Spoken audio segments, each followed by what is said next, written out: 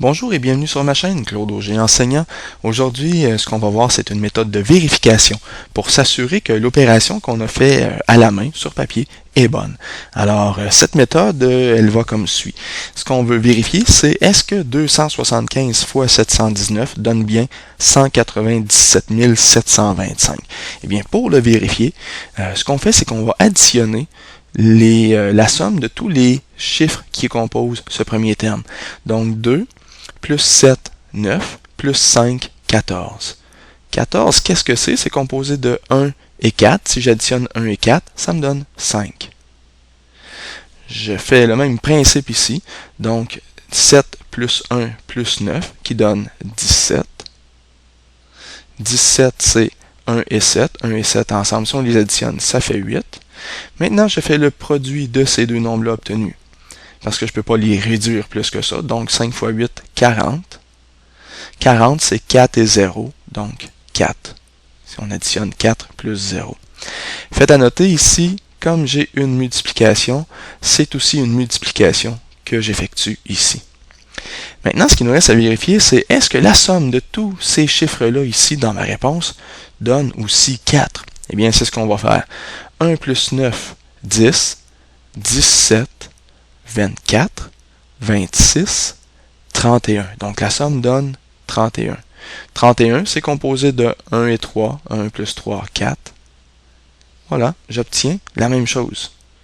Comme j'obtiens 4 dans les deux sections, donc 4 pour la somme de tous les nombres dans la multiplication et 4 à la réponse, c'est donc à dire que cette réponse-là est bonne, 197 725.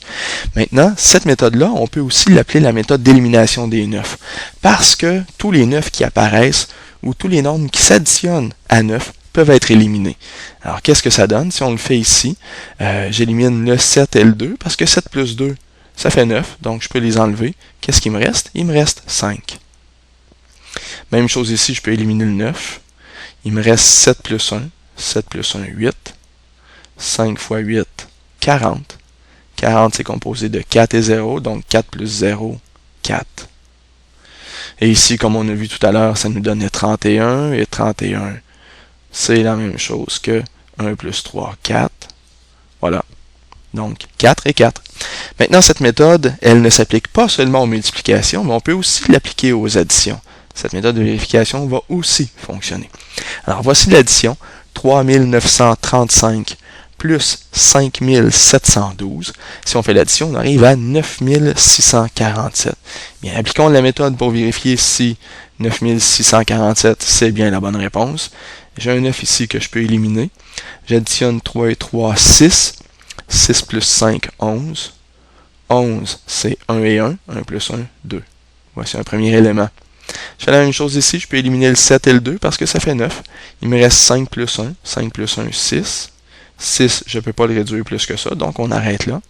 Maintenant, comme je suis en addition, bien, je vais additionner 7, pardon, pas 7, mais bien 6. 6 et 2. 6 et 2, 8. Voilà. Vérifions au niveau de la réponse, quel est le chiffre de cette réponse-là. Donc, je peux éliminer le 9 qui est ici. Il me reste 6 plus 4 plus 7, ça fait 17. 17, c'est la même chose que 1 et 7. 1 plus 7, 8. Et voilà, 8, 8. Maintenant, ma réponse est bonne. Donc, le 9647 est bon, puisque j'obtiens deux fois la même valeur, 8 et 8.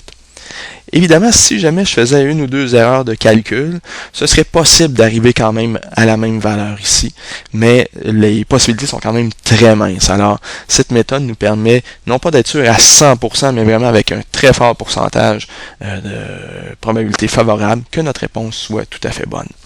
Maintenant, cette méthode s'applique-t-elle seulement aux additions et aux multiplications? Eh bien non, on peut le faire aussi avec la soustraction. Allons-y pour un essai. 1980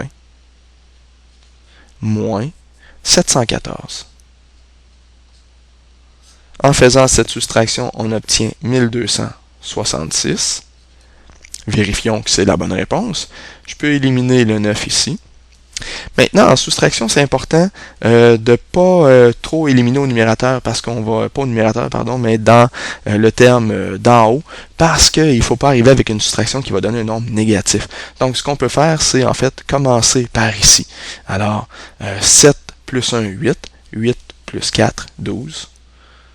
12, c'est 1 et 2, 1 et 2, 3. Il ne faut pas ici que j'arrive en bas de 3, sinon je ne serai pas capable de faire la soustraction sans arriver à un nombre négatif. Donc j'élimine le 9, il me reste 1 plus 8. 1 plus 8, ça fait 9. Parce que je suis en soustraction, eh bien je soustrais 9 et 3, donc 9 moins 3, 6. C'est le nombre auquel il faut que j'arrive. Alors maintenant, ici, si j'additionne 1 plus 2, 3, plus 6, 9, plus 6, 15. 15, c'est 1 et 5, 1 et 5, 6. Voilà.